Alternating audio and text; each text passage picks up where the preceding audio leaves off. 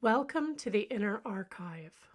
I'm about to guide you through The Way of Initiation by Rudolf Steiner, a work of profound spiritual science. This is Chapter 1, The Superphysical World and its Gnosis. Settle in and let's begin. It is natural that most people who hear of transcendental truths in our time should at once put the question, how may we attain to such knowledge for ourselves? Indeed, it is often remarked as a characteristic of people today that they will accept nothing on faith, on mere authority, but wish rather to rely entirely upon their own judgment. And therefore it is that when mystics and theosophists profess to know something of the superphysical nature of man, and of the destiny of the human soul and spirit before birth and after death, they are at once confronted with this fundamental demand of our day. Such dogmas, they seem to say, have only an importance for anyone when you have shown him the way by which he may convince himself of their truth. This demand is quite justified, and never could any true mystic or theosophist fail to recognize it. But it is equally certain that with many who make it, there exists a feeling of skepticism or antagonism toward the assertions of the mystic. This feeling becomes especially marked when the mystic sets out by intimating how the truths which he has described may be attained. For then people often say to him, "What is true may be demonstrated. Therefore, prove to us what you assert." Furthermore, they imply that the truth must be something clear and simple, something which a modest intellect may comprehend. Surely, they seem to say, it cannot be the possession of a chosen few, to whom it is given by a quote-unquote special revelation. And in this way, the messenger of transcendental truths is frequently confronted with people who reject him, because, unlike the scientist, for example, he can produce no proofs for his assertions of such a nature as they can themselves understand.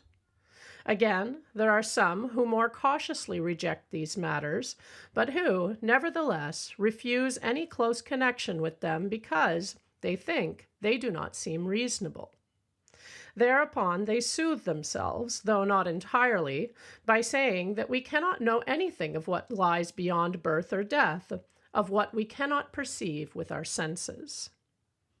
There are but a few of the conceptions and criticisms with which today the messenger of a spiritual philosophy has to deal, but they are similar to all those that compose the keynote of our time.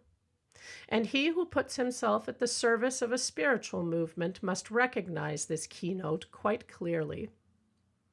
For his own part, the mystic is aware that his knowledge rests upon superphysical facts, just as facts, for example, form the foundation of the experiences and observations described by a traveler in Africa. To the mystic applies what Annie Besant has said in her manual, Death and After, quote, "A seasoned African explorer would care but little for the criticisms passed on his report by persons who had never been thither. He might tell what he saw, describe the animals whose habits he had studied, sketch the country he had traversed, sum up its products and its characteristics. If he was contradicted, laughed at, set right by untraveled critics, he would be neither ruffled nor distressed, but would merely leave them alone. Ignorance cannot convince knowledge by repeated asseveration of its nescience. The opinion of 100 persons on a subject of which they are wholly ignorant is of no more weight than the opinion of one such person. Evidence is strengthened by many consenting witnesses, testifying each to his knowledge of a fact, but nothing multiplied 1,000 times remains nothing." End quote. Here is expressed the mystic's view of himself. He hears the objections which are raised on every side, yet he knows that he has no need to dispute them. He realizes that his certain knowledge is being criticized by those who have not experienced or felt as he himself has done. He is in the position of a mathematician who has discovered a truth which loses no value, though 1,000 voices are raised in opposition. Here at once will arise the objection of the skeptic.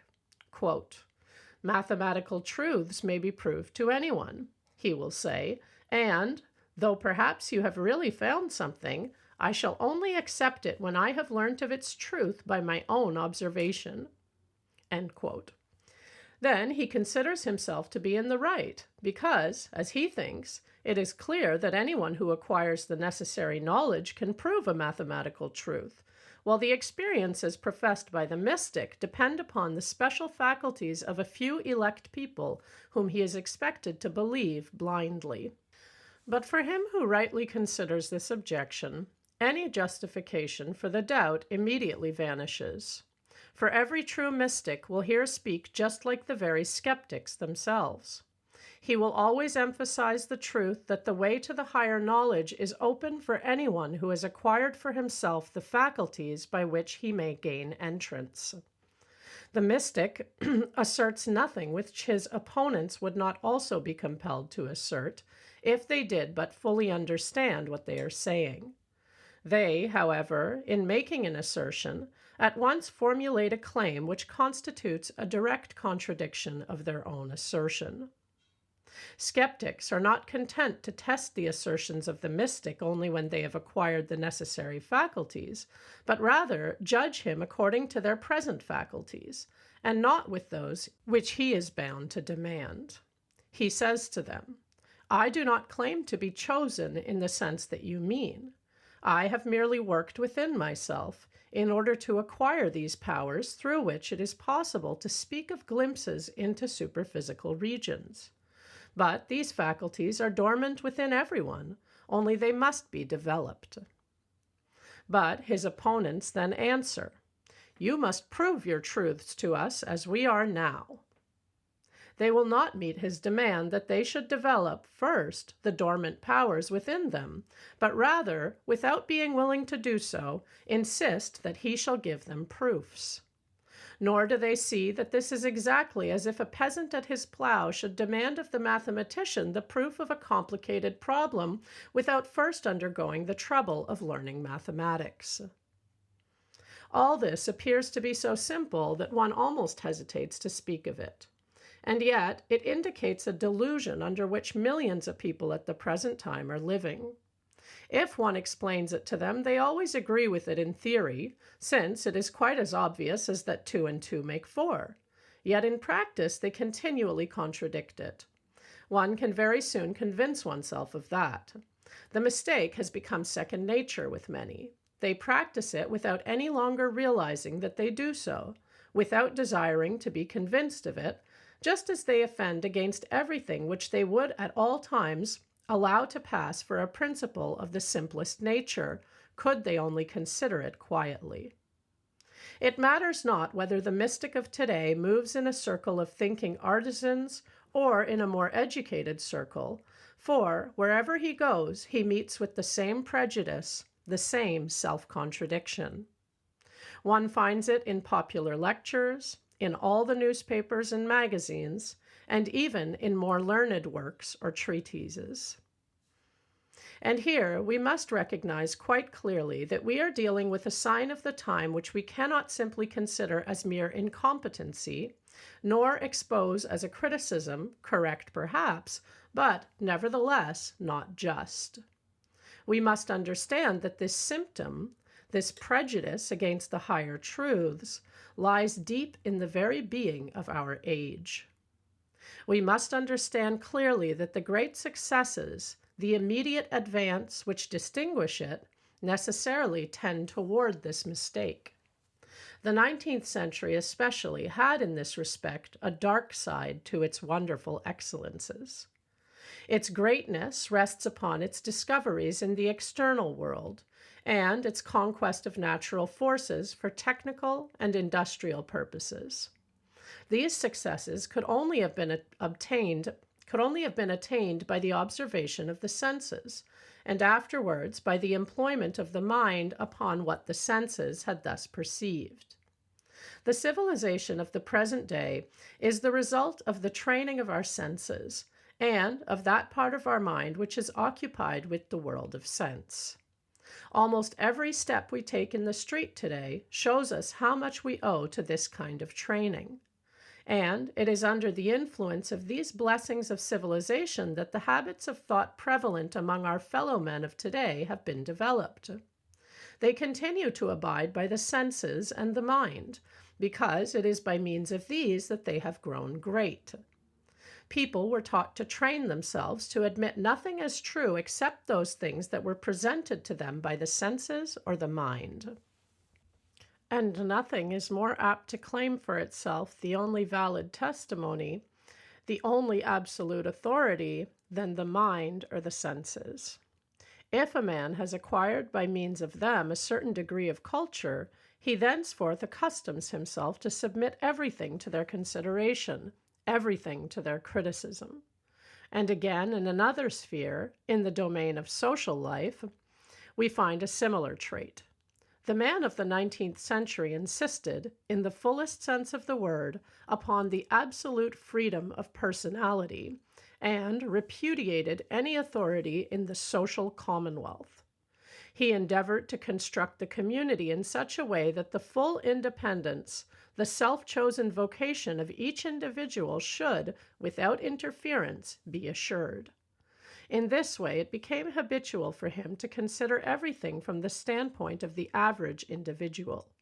The higher powers which lie dormant in the soul may be developed by one person in this direction, by another in that. One will make more progress, another less. When they develop such powers, or when they attach any value to them, men must begin to differentiate themselves. One must also, if one admits their existence, allow to the man who has progressed further more right to speak on a subject or to act in a certain way than to another who is less advanced. But with regard to the senses and the mind, one may employ an average standard. All have there the same rights, the same liberty. It is also noticeable that the present formation of the social commonwealth has helped to bring about a revolt against the higher powers of man. According to the mystic, civilization during the 19th century has altogether moved along physical lines, and people have accustomed themselves to move on the physical plane alone and to feel at home there. The higher powers are only developed on planes other than the physical, and the knowledge which these faculties bring has, therefore, become alien to man. It is only necessary to attend mass meetings if one wishes to be convinced of the fact that the speakers there are totally unable to think any thoughts but those which refer to the physical plane, the world of sense. This can also be seen among the leading journalists of our papers and magazines. And, indeed, on all sides, one can observe the haughtiest and most complete denial of everything that cannot be seen with the eyes or felt with the hands or comprehended by the average mind. Once more, let it be said that we do not condemn this attitude. It denotes a necessary stage in the development of humanity. Without the pride and prejudices of mind and sense, we should never have achieved our great conquests over material life, nor have been able to impart to the personality a certain measure of elasticity. Neither could we hope that many ideals, which must be founded on man's desire for freedom and the assertion of personality, might yet be realized. But this dark side of a purely materialistic civilization has deeply affected the whole being of modern man. For proof, it is not necessary to refer to the obvious facts already named. It would be easy to demonstrate by certain examples which are lightly underrated, especially today, how deeply rooted in the mind of the modern man is this adhesion to the testimony of the senses, or the average intelligence. And it is just these things that indicate the need for the renewal of spiritual life. The strong response evoked by Professor Friedrich Delitzsch's Babel and Bible theory fully justifies a reference to its author's method of thinking as a sign of the time. Professor Delitzsch has demonstrated the relationship of certain traditions in the Old Testament to the Babylonian accounts of the creation, and this fact, coming from such a source and in such a form, has been realized by many who would otherwise have ignored such questions. It has led many to reconsider the so-called idea of revelation. They ask themselves, how is it possible to accept the idea that the contents of the Old Testament were revealed by God when we find very similar conceptions among decidedly heathen nations? This problem cannot here be further discussed. Delitzsch found many opponents who feared lest, through his exposition, the very foundations of religion had been shaken. He had defended himself in a pamphlet, Babel and Bible, a retrospect and a forecast. Here we shall only refer to a single sentence in the pamphlet. It is an important sentence because it reveals the view of an eminent man of science regarding the position of man with respect to transcendental truths. And today, innumerable other people think and feel just like Delitzsch. The sentence affords an excellent opportunity for us to find out what is the innermost conviction of our contemporaries, expressed here quite freely and therefore in its truest form. Delitzsch turns to those who reproach him with a somewhat liberal use of the term revelation, who would fain regard it as, quote, a kind of old priestly wisdom which has nothing at all to do with the layman, end quote. In opposition to this, he says, for my part, I am of opinion that while our children or ourselves are instructed in school or at church as regards revelation, not only are we within our right, but it is our duty to think independently concerning these deep questions, possessing also, as they do, an eminently practical side, were it only that we might avoid giving our children evasive answers. For this very reason, it will be gratifying to many searchers after truth when the dogma of a special choosing of Israel shall have been brought forward into the light of a wider historical outlook through the union of Babylonian, Assyrian, and Old Testament research. A few pages earlier, we are shown the direction of such thoughts. For the rest, it would seem to me that the only logical thing is for church and school to be satisfied as regards the whole past history of the world and of humanity with the belief in one almighty creator of heaven and earth, and that these tales of the Old Testament should be classified by themselves under some such title as Old Hebraic Myths. End quote. It may be taken as a matter of course, we suppose, that no one will see in the following remarks an attack on the investigator Delitzsch. What, then, is here said in naive simplicity? Nothing less than that the mind which is engaged upon physical investigation may assert the right of judging experiences of superphysical nature. There is no thought that this mind, without further preparing itself, may perhaps be unfit to reflect upon the teachings of these revelations. When one wishes to understand what appears as a quote-unquote revelation, one cannot do so unless one brings to bear upon it those forces out of which the revelation itself has come. He who develops within himself the mystical power of perception soon observes that in certain stories of the Old Testament, which were called by Delitzsch Old Hebraic Myths, there are revealed to him truths of a higher nature than those which may be comprehended by the intellect, which is only concerned with the things of sense. His own mystical experiences will lead him to see that these myths have proceeded out of a mystical perception of transcendental truths, and then, in one moment, his whole point of view is changed. As little as one can demonstrate the fallacy of a mathematical problem by discovering who solved it first, or even that several people have solved it, which would certainly be a valuable historical discovery, just so little can one impugn the truth of a biblical narrative by the discovery of a similar story elsewhere. Instead of demanding that everyone should insist upon his right, or even his duty, to think independently on the so-called revelations, we ought rather to consider that only he has a right to decide anything about the matter who has developed in himself those latent powers which make it possible for him to relive what was once realized by those very mystics who proclaimed the quote-unquote supersensuous revelations.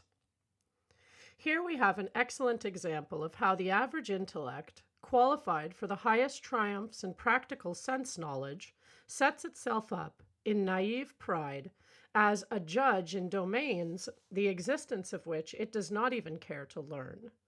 For purely historical investigation is also carried on by nothing but the experience of the senses. In just the same way has the investigation of the New Testament led us into a blind alley. At all costs, the method of the quote-unquote newer historical investigation had to be directed upon the Gospels. These documents have been compared with each other and brought into relation with all sorts of things in order that we might find out what really happened in Palestine from the year 1 to the year 33, how the quote-unquote historical personality of whom they tell really lived, and what he can really have said. Now, a man of the 17th century, Angelus Silesius, has already expressed the whole of the critical attitude toward this kind of investigation. Quote, "Though Christ were yearly born in Bethlehem, and never had birth in you yourself, then were you lost forever.